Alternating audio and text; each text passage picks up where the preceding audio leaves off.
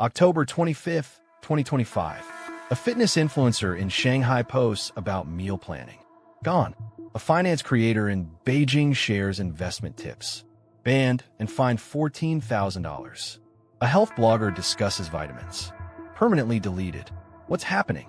China just enacted the world's most restrictive influencer law.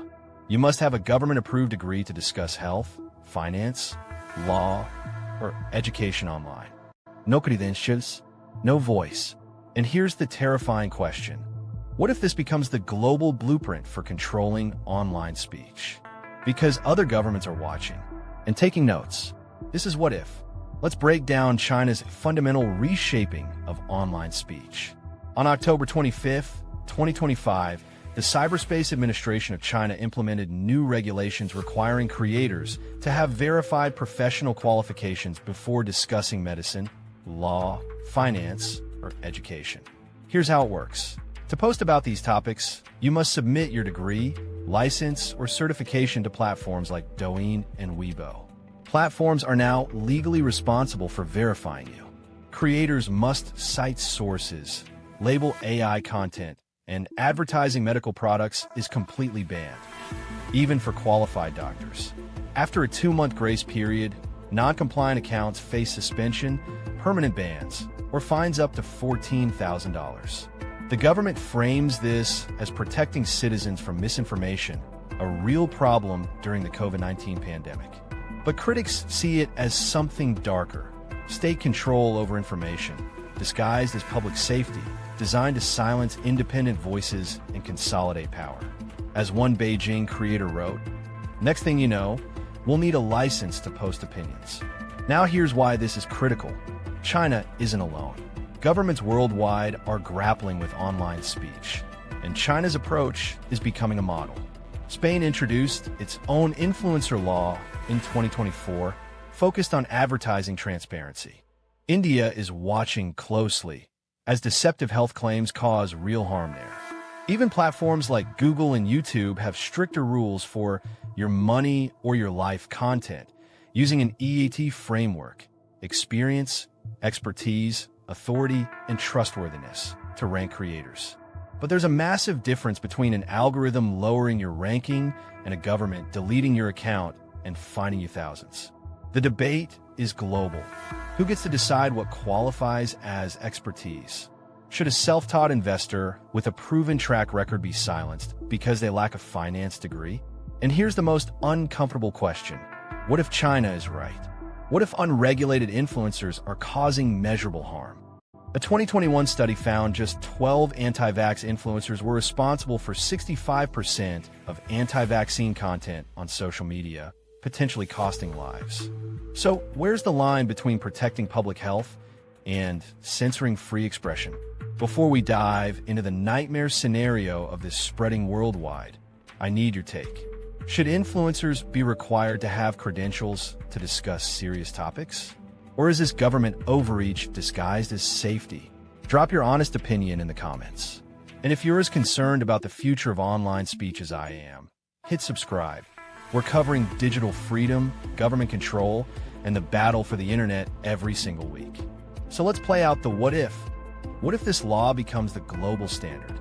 Imagine waking up to a U.S. Digital Safety Act, where discussing nutrition requires a dietitian license, talking about student loans needs a financial certification, and explaining your legal rights requires a law degree. On the surface, it sounds reasonable. But here's what happens in practice. A stay-at-home mom who lost 50 pounds and wants to share her journey? Banned. A self-made millionaire teaching real estate investing? Silenced. A criminal justice reform activist sharing their experience with police? Deleted. Suddenly, only establishment voices with formal credentials are allowed to speak. Dissent becomes impossible. In China, the power to decide who speaks rests with the government. This law will be weaponized to suppress dissent. Criticize government healthcare? You're not a licensed doctor. Question financial regulations? You need a certification. This is just the latest tool in a massive censorship machine in a country that ranks 178th out of 180 for press freedom. This matters because digital borders don't exist. Policies get copied, When China says this is how we solved misinformation, other governments listen. But there's a reason freedom of speech exists in democratic constitutions. Government-controlled information is propaganda. When a state decides who can speak, it decides what citizens can know. Even well-intentioned credential requirements have flaws. A Harvard economist can be wrong. A licensed doctor can spread outdated information. Credentials don't guarantee truth. They guarantee institutional approval. Meanwhile, some of history's greatest innovators, like Steve Jobs and Mark Zuckerberg, lacked formal credentials. Their early insights would have been silenced. The enforcement alone is a nightmare, requiring massive surveillance and automated algorithms that inevitably overreach. So where does this leave us? The debate is fierce. Some Chinese users welcome the change, tired of influencers spreading nonsense. Others see it as the death of independent thought, asking, today it's credentials, tomorrow it's loyalty oaths. Where does it end? The answer is, it doesn't. Censorship always expands. But the counter-argument is real. Misinformation does cause harm. People have died from fake cures and lost life savings to scams. Where's the accountability? Maybe the answer isn't government control or total freedom, but something in between: platform responsibility, transparent fact-checking, and teaching digital literacy so people can evaluate information for themselves. China's law represents a crossroads. One path leads to safer but controlled information, the other to chaotic but free speech. Which world do we want to live in? China's new influencer law is in effect. Creators are scrambling to prove their credentials or face deletion, and governments worldwide are watching to see if it works. What do you think happens next? Will other countries adopt similar laws? Should they? And if you could only speak online with government approval, what would you lose the ability to say? Drop your thoughts below. I read every comment.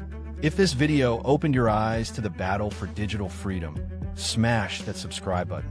Next week, the social media platform that tried to resist government censorship and what happened to its founders. This story will shock you. Until next time, keep asking what if.